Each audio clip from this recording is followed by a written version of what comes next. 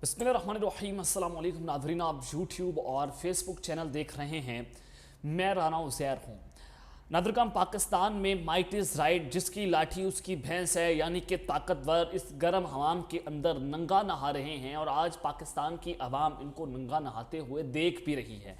तो इस सब के अंदर आज पाकिस्तान तहरीक इंसाफ पर बदतरीन दौर आ चुका है और जिस कदर आज मुश्किल दौर इमरान खान साहब गुजार रहे हैं, पिछले 27 साल की उनकी जदोजहद में आज तक उन्होंने इतना मुश्किल वक्त नहीं देखा जितना आज उन पर आ चुका है। लेकिन इस सब के अंदर जनाब कुछ बड़ी खबरें जो हैं वो निकल कर सामने आ रही हैं। सबसे पहली खबर पर आज हमने बात करनी है कि शेख रशीद साहब के इंटरव्यू की कहानी, जो कि आज रात 8 बजे समा न्यूज़ पर मुनीर फारूक के प्रोग्राम में नशर होने जा रहा है। लेकिन इस इंटरव्यू के पीछे सारी कहानी क्या है कि शेख रशीद साहब के साथ क्या कुछ होता रहा, समा न्यूज़ के दफ्तर में किस कदर उनके साथ तशद्दुद किया गया, उनके मुंह पर थप्पड़ मारे गए, सारी कहानी क्या है, किस तरह से उनको लजाया गया, ये तमाम तर डिटेल्स आपके सामने रखूंगा। और मुनीर फारूक के साथ क्या कुछ होता रहा न्यूज़ ऑफिस के अंदर, ये अब तक की बहुत बड़ी डेवलपमेंट है। और ये इंटरव्यू कहाँ पर रिकॉर्ड हुआ, ये तमाम तर डिटेल्स आपके सामने वहाँ हक़ाइक़ और वहाँ सबूत रखूंगा। और फिर जनाब major general Faisal Rashid DGC ISI जो हैं उन्होंने बैंड बजा कर रख दी है और शेख रशीद साहब जो हैं वो क्यों रोते रहे, हाथ बांधते रहे, जब तक की बहुत बड़ी खबर है। और फिर आसिफ अली जरदारी साहब जो हैं उन्होंने GHQ के प्लान पर रंदा फेर कर रख दिया है, पानी फिर चुका है, ये GHQ का प्लान क्या है। और फिर आसिफ अली जरदारी साहब का जो रद्द-ए-अमल आया है वो इस वक्त बहुत इंपॉर्टेंट हो चुका है। और फिर जो तीसरी खबर पर जो हमने बात करनी है कि इमरान खान साहब को आज बहुत बड़ा रिलीफ मिला है, पहला रिलीफ पाकिस्तान तहरीक इंसाफ को दे दिया गया है। ये रिलीफ क्या है और होने क्या जा रहा है, ये तमाम तफसीलात आपके सामने रखनी है। लेकिन अगर आपने चैनल को सब्सक्राइब नहीं किया, चैनल को सब्सक्राइब कर लें, बेल आइकन को दबा दें, आने वाली तमाम तर अपडेट्स आपकी खिदमत में बर वक्त पेश होती रहें। नाज़रीन, सबसे पहले तो आपको दो बड़ी गिरफ्तारियों के हवाले से खबर देना चाहता हूँ कि आज पुलिस ने साबिक सूबाई वजीर कामरान बगश जो हैं उनको जनाब गिरफ्तार कर लिया है। वो आज उनकी गिरफ्तारी भी हो चुकी है और सूबाई वजीर रहे हैं और इनकी तमाम केसेस के अंदर ज़मानत भी हो चुकी थी। और तहरीक इंसाफ ने दावा किया है कि कामरान बगश की तमाम केस में ज़मानत हो चुकी थी। 9 मई के वाक़यात के बाद से कामरान बगश जो है वो रूपोश थे, तो आज उनको जनाब गिरफ्तार कर लिया गया है। लेकिन उससे भी बड़ी गिरफ्तारी है जनाब सनम जावेद साहिबा, जो कि अभी तक जेल के अंदर हैं। 9 मई के बाद उनको गिरफ्तार किया गया था और 2 बार उनको जमानत मिली और आज दूसरी बार जमानत मिलने के बाद भी रिहाई के फौरी बाद सनम जावेद को गिरफ्तार कर लिया गया है। पुलिस सनम जावेद को कैदियों की वैन में लेकर कोट लखपत जेल से रवाना हो चुकी है। सनम जावेद को दूसरी बार रिहाई के बाद जनाब गिरफ्तार किया गया है और ये सारी चीज़ें आप सबके सामने हैं कि इनके लिए ऊपर से ऑर्डर है कि इनको नहीं छोड़ना। और फिर ASI कमरे के अंदर तैयबा राजा और सनम जावेद को ले जाया गया और जब ये थाने के अंदर अकेली रह चुकी थी तो ASI धोती पहनकर वहाँ पर बैठा हुआ था। तो उसने बताया कि मुझे, जिसको तुम नानी कहती हो, उसने हुक्म दिया है कि जनाब आप इनकी वीडियोस बनाकर मुझे भेजें। ये बड़ी पाकिस्तान के अंदर नंगा नाच है। मरीम नवाज़ जो हैं वो किस कदर इदारों के ऊपर, यानी कि इदारे उनको बैक कर रहे हैं, एजेंसीज उनको बैक कर रही हैं और मरीम नवाज़ हमेशा से सिलसिले माफिया काम करती हैं। और टोटा फैक्ट्री ये इन्होंने खोल रखी है, हर किसी की नंगी वीडियो उनके पास है और इनकी अपनी इज्जत नहीं है तो दूसरों की इज्जत पर हाथ डालने की लोग कोशिश कर रहे हैं। लेकिन आज चूँकि आखिरी दिन है और कल नवाज शरीफ साहब जो हैं पाकिस्तान आ रहे हैं और बड़ी हलचल मचने वाली है पाकिस्तान की सियासी मंजरनामे पर। तो आज शहबाज शरीफ साहब ने नवाज शरीफ से टेलीफोनिक रब्ता किया है कि पाकिस्तान आपके इस्तकबाल के लिए तैयार है। शहबाज शरीफ ने इंतजामात के हवाले से ब्रीफिंग दी और नवाज शरीफ की इस्तकबाल के लिए भरपूर इंतजामात और मुहिम चलाने पर शहबाज शरीफ को शाबाश भी दी है। और इस हवाले से जनाब मुलाकात में सऊदी अरब और दुबई में अहम मुलाकातों के हवाले से भी बातचीत की गई है। ये इस बहुत इंपॉर्टेंट है कि दुबई के अंदर भी शहबाज शरीफ साहब की बहुत इंपॉर्टेंट मुलाकातें बताई गई हैं कि वहाँ पर उनकी खुफिया मुलाकातें भी हुई हैं। और नवाज शरीफ के साहबदार बेटों के घर पर दुबई हुकूमत की आला शख्सियत से मुलाकात हुई जो तकरीबन आधा घंटा तक जो है वो जारी रही। और इस दौरान पाकिस्तान में सरमायाकारी समेत बाहमी दिलचस्पी के अमूर पर तबादला ख्याल भी हुआ है।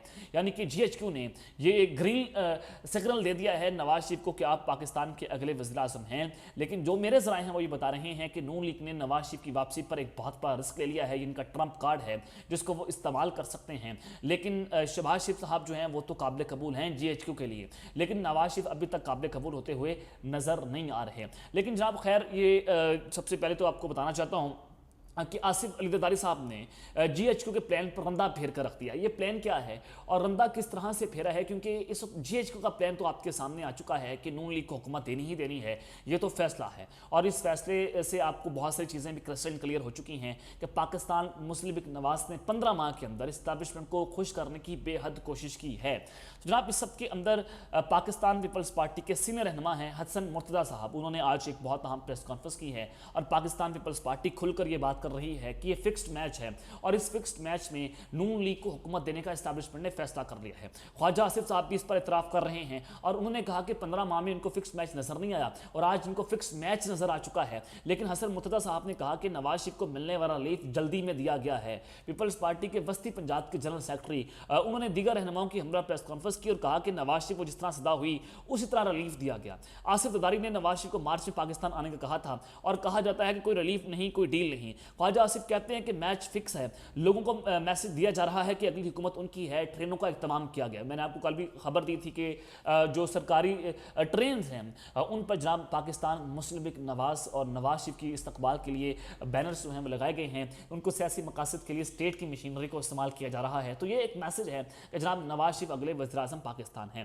خوش آمدید کے لیے فلیکس لگائے گئے اور ریلوے کو سیاسی مقاصد کے لیے استعمال کیا گیا. اس معاملے پر کوئی اور سے تاریں ملائی جا رہی ہیں, کہیں اور سے تاریں ملائی جا رہی ہیں. یہ تو ڈائریکٹ اسٹیبلشمنٹ کے اوپر پیپلز پارٹی نے آج ایک بہت بڑا وار کر دیا ہے اور جو جی ایچ کیو کا پلان تھا, جو نواز شریف اور آصف منی صاحب ڈیل ہے, اس کو آج بے نقاب کیا ہے. اور حسن مرتضیٰ صاحب نے کہا کہ مسلم لیگ نون کو فنڈنگ اس وقت کون کر رہا ہے؟ اشتہارات ٹی وی پر چل رہے ہیں, عوامی جماعت ایسی اشتہارات نہیں چلاتی اور پہلے ایک لاڈلا تھا, اب یہ لاڈلے ہیں. ایک جماعت کو ممنوعہ فنڈنگ حاصل ہے, اس سے ملک کو نقصان پہنچا ہے. پیپلز پارٹی کا مطالبہ ہے کہ الیکشن بر وقت ہونے چاہیے, کسی جماعت کو دیوار سے نہیں لگا سکتے اور ان کی عسکری ونگ ختم کر کے جناب یہ کہا گیا کہ پھر ان کو جماعت کے اندر لایا جائے. اور حسن مرتضیٰ صاحب نے کہا کہ اس مرتبہ نواز شریف کندھوں پر مقدمات کا بوجھ اور وہ سزا یافتہ بھی ہیں. اساتذہ کی گرفتاریوں کی مذمت کرتے ہوئے نگران حکومت کے پاس جو ہے وہ انہوں نے کہا کہ ان کی مراد ختم نہیں ہونی چاہیے, ان کا مینڈیٹ ختم نہیں ہونا چاہیے. لیکن جناب یہ سب کچھ آپ کے سامنے ہے کہ پیپلز پارٹی جو ہے وہ اب کھل کر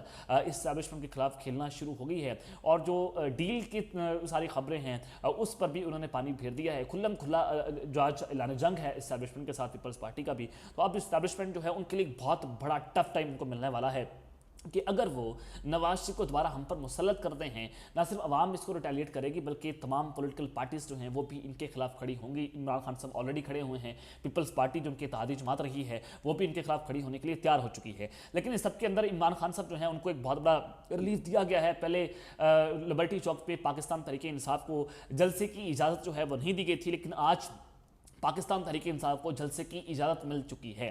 زرعی انتظامیہ نے پی ٹی آئی کو 22 اکتوبر کو لاہور کہنا این اے 123 این اے جو 123 ہے وہاں پر جلسے کی اجازت دی ہے. اور اس سے پہلے جناب یہ پاکستان تحریک انصاف کی جو ان کو جلسے کی اجازت نہیں دی گئی تھی زرعی انتظامیہ کی جانب سے, ان کو انکار کر دیا گیا تھا, جس میں جناب 10 اکتوبر کو تمام اداروں کا ایک اجلاس بھی ہوا تھا. اس میں انٹیلیجنس ایجنسیز کے لوگ بھی بیٹھے تھے اور انہوں نے پاکستان تحریک انصاف کو این او سی جاری کرنے سے انکار کر دیا تھا کہ کیونکہ پاکستان تحریک انصاف نے 9 مئی کیا ہے تو یہ اداروں کی رپورٹ تھی. ڈی سی لاہور نے لاہور ہائی کورٹ کے اندر یہ رپورٹ بھی جمع کروا دی کہ ہمیں انٹیلیجنس ایجنسی سے روکا ہے کہ 9 مئی ہونے کے بعد پاکستان تحریک انصاف کو جلسے کی اجازت نہیں دی جا سکتی, لیکن آج ان کو جلسے کی اجازت جو ہے وہ دے دی گئی ہے.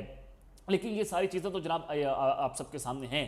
لیکن اب تک کی جو سب سے بڑی خبر ہے, جو 8 بجے ایک بہت بڑا انٹرویو پوری قوم کے سامنے آنے جا رہا ہے, وہ بڑا تہلکہ خیز انٹرویو ہے, بڑا دھماکے دار انٹرویو ہے اور وہ انٹرویو ہے شیخ رشید صاحب کا. شیخ رشید بڑا واضح وہ کہہ چکے تھے کہ جناب میں وہ پریس کانفرنس نہیں کروں گا. جس دن شیخ رشید نے پریس کانفرنس کر دی تو سمجھ لیجیے گا کہ شیخ رشید کا ضمیر مر چکا ہے. یہ جناب ان کے بیانات جو ہیں وہ آمدہ ریکارڈ ہیں.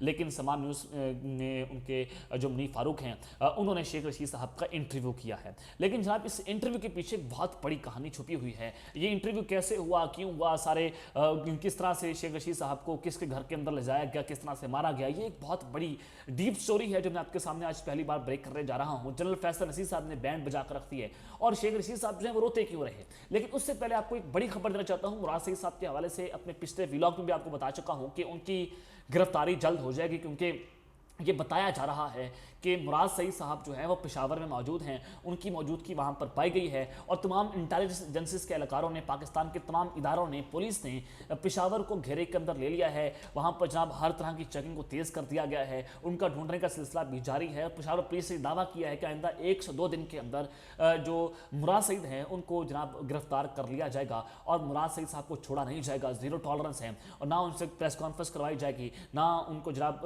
ان کا انٹرویو ہوگا، بلکہ ان کے ساتھ وہ حشر کیا جائے گا، ان کو ایسا نشانہ عبرت بنایا جائے گا کہ پاکستان کی تاریخ میں کبھی بھی کسی سیاستدان کے ساتھ ایسا نہیں ہوا جو اب مراد سعید کے ساتھ ہونے جا رہا ہے۔ اللہ تعالیٰ اس نوجوان کی حفاظت فرمائے جس نے اپنے حق کے لیے آواز اٹھائی، اور یہ ایسا نوجوان ہے جس نے ہر دور میں ہر جگہ پر اپنے حق کے لیے آواز اٹھائی، اپنے لوگوں کے لیے آواز اٹھائی، تو اب لوگوں کا حق ہے کہ مراد سعید کے لیے آواز اٹھائیں۔ اس کی جان کو شدید خطرہ جو ہے وہ بڑھ چکا ہے، لیکن جناب اس سب کے اندر آپ کو جو خبر دینا چاہتا ہوں شیخ رشید صاحب کے حوالے سے، کہ شیخ رشید صاحب کا جو انٹرویو ہے، سب سے پہلے تو وہ جناب تہذیب بیکرز کے جو مالک ہیں ان کے گھر پر ہوا ہے۔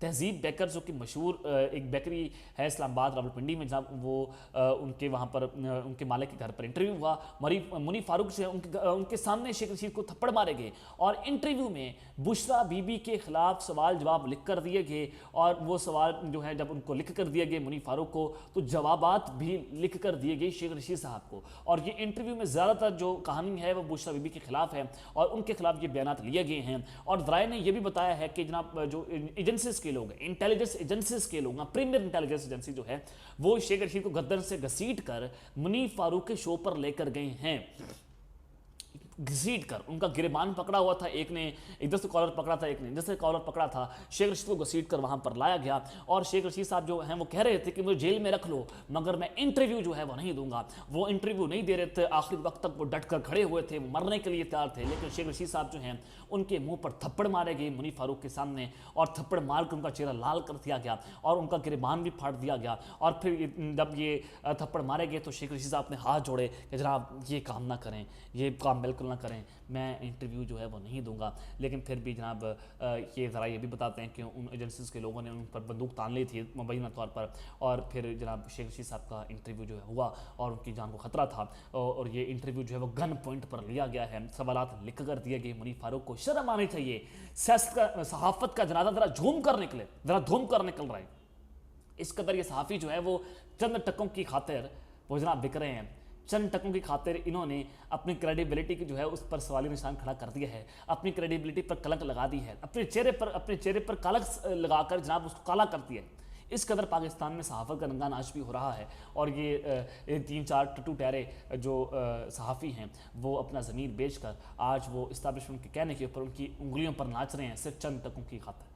تو لکھ لعنت ہے جو یہ سارا کچھ کر رہا ہے، اور اس کے پیچھے ایک ہی شخص ہے، اور میجر جنرل فیصل عزیز صاحب، اسد صاحب صحافی ہیں، وہ بھی یہ بات کر رہے ہیں کہ پاکستان تحریک انصاف کو کرش کرنے کے لیے جو پلان دیا گیا تھا، جو مشن دیا گیا تھا، وہ میجر جنرل فیصل عزیز صاحب DGC ISI کو دیا گیا تھا، اور یہ سارا کچھ وہ ہی کر رہے ہیں۔